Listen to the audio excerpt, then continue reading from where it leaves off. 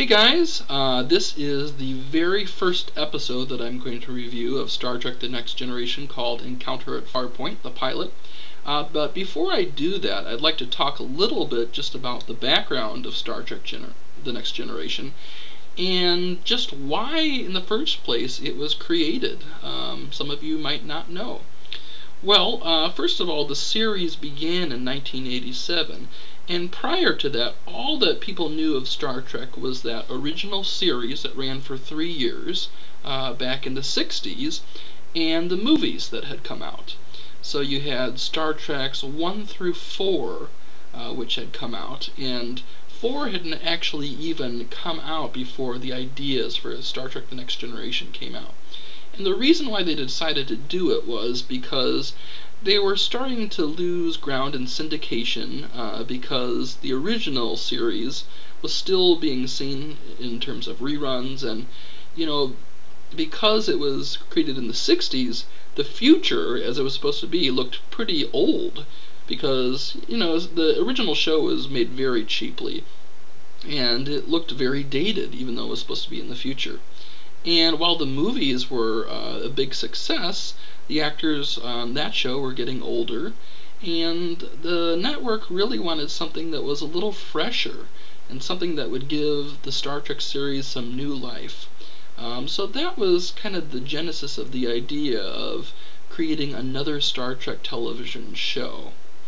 Now, once they decided that they were interested in creating a Star Trek television show, first thing they had to do is figure out, well, who's going to be the producer of this new television show.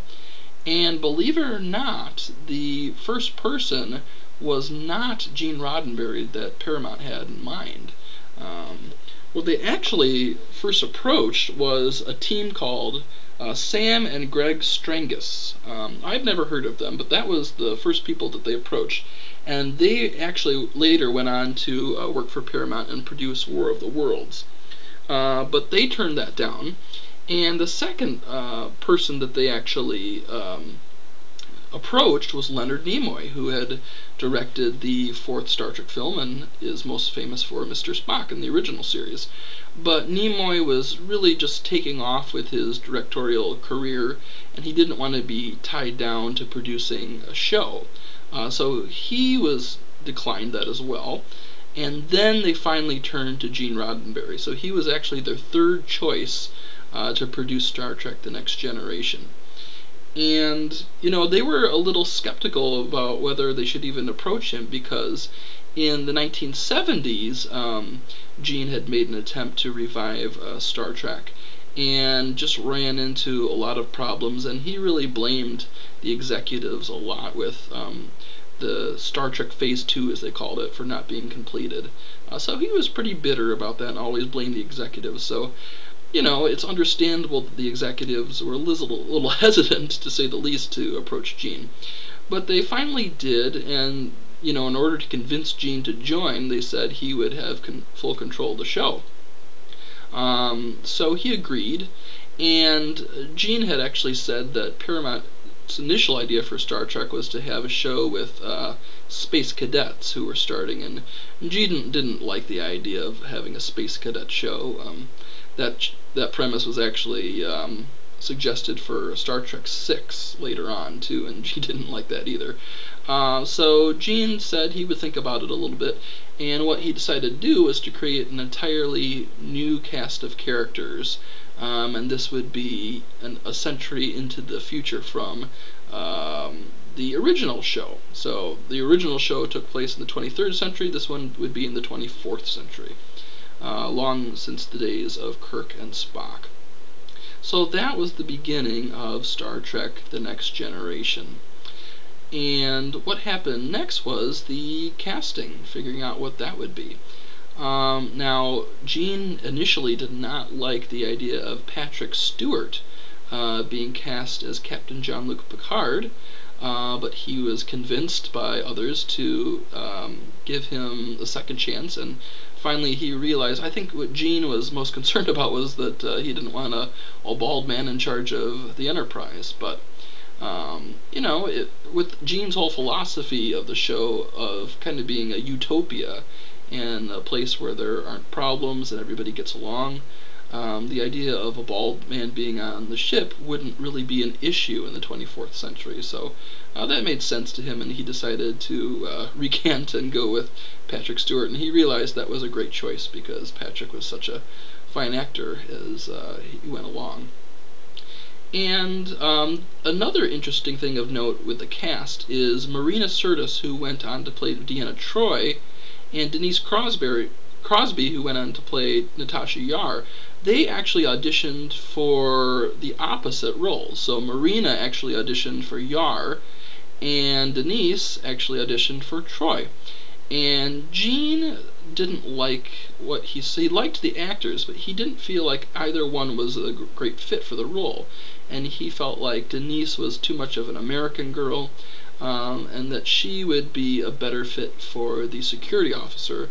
And he kind of envisioned Troi to be a little more exotic, and he felt that Marina would be a better fit for that. So he switched the parts, and that turned out to be a great success with that. Also, another thing, Gene did not want there to be any reference to, the old aliens from the original show on The Next Generation. He didn't want, it was said early on that they didn't want any Vulcans on the ship to be characters, and when it was suggested a little later on in the casting process that there be a Klingon who was a crew, Gene hated that idea, and it really took some convincing for him to change his mind on that. So the character of Worf came much later in the casting process, and he initially was just going to be a secondary character. But that's how Michael Dorn got on board with that. So that is basically the premise of just putting together the cast for the show. Now, this show was going to also be featuring the Starship Enterprise, but this was not the original Starship Enterprise. This was the Enterprise D, which is a Galaxy-class starship, much different than the original because this one was going to have families on board, so it was going to have a more comfortable look for people, more stylish look, as opposed to more of a military look in the original show. And it was going to be a show that, definitely had a lot more powerful vessel, but a show where it was going to be one with a ship where, family life could continue and not just wait for the end of a 5-year mission, but you could really grow up and see the growth of families on board. So I think that was a big change with the new show. Besides that, let's get into the actual pilot of the show, Encounter at Farpoint. Now, what Gene originally wanted for the pilot was to have a 1-hour pilot, and he wanted it to be entirely about Farpoint, hence the title Encounter at Farpoint. And as you may recall, Encounter at Farpoint featured a new station that was near a region called Deneb 4, and it was considered to be the outer edge of the galaxy. And they were basically going to explore this Farpoint station to see if this was going to be a possible future station for the Federation to use. So it was kind of like the Enterprise was kind of giving the station an interview, basically. And they were also, expected to solve the mystery of Farpoint Station, because it had some mysterious things going on where everything happens exactly the way a person wants. For example, there's a scene where Riker has a taste for an apple, and all of a sudden, a second later, it appears. So it seems to suddenly magically give the person at Farpoint Station exactly what they want. So it's kind of a mystery that they're trying to solve. And then they later discover that there's an alien that comes near the planet and starts firing near a city that's next to Farpoint Station for some strange reason.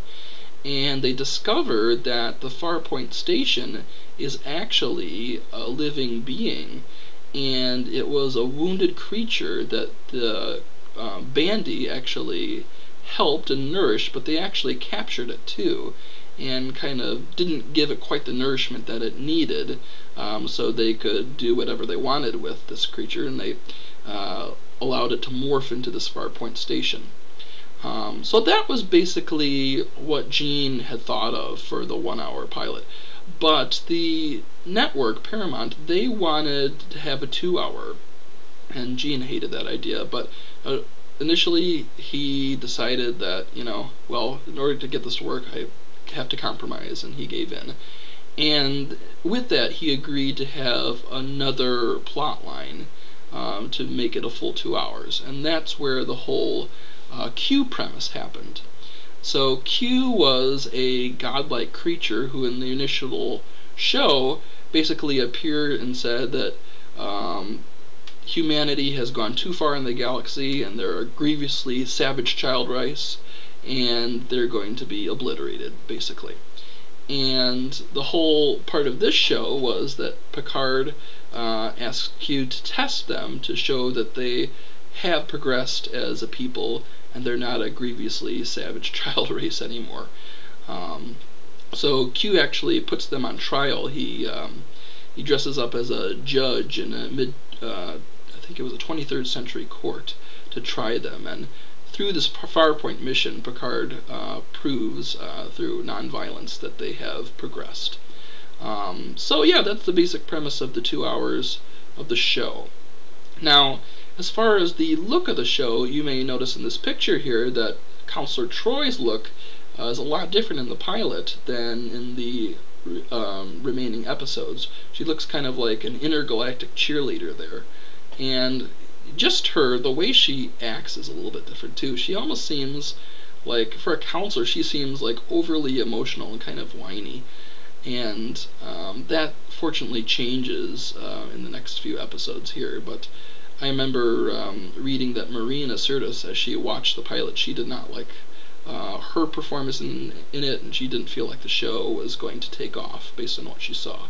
Fortunately, she was wrong, but she had some trepidation about that initial episode.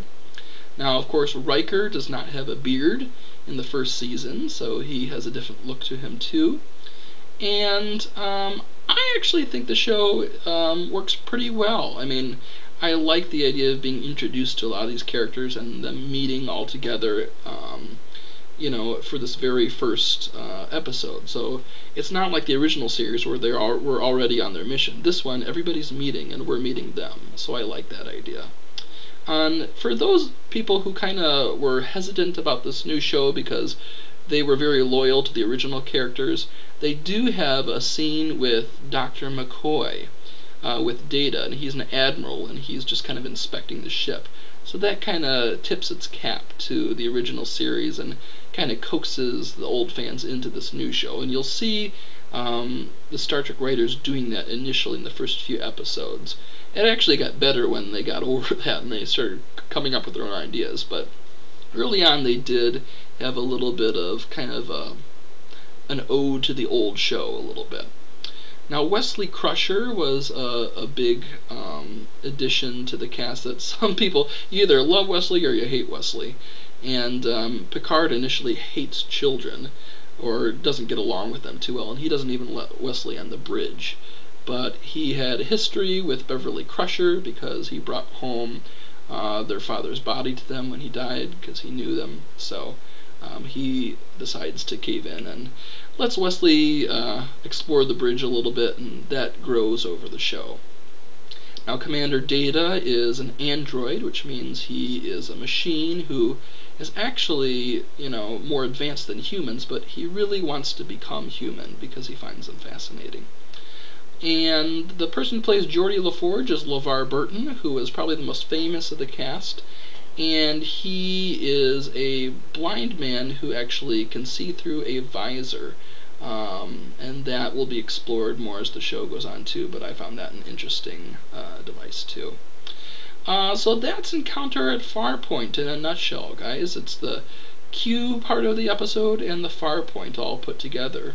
The first season is kind of, like a trial run. Everybody's getting to know the characters and who they are, but it's going to be a rocky first season as I review these episodes. Some of them I don't like as much as future ones, but I'm happy to do these as we start. So thanks for watching this initial pilot review of Encounter at Farpoint. Stay tuned for the next episode, which will be called The Naked Now. Thanks for watching, guys.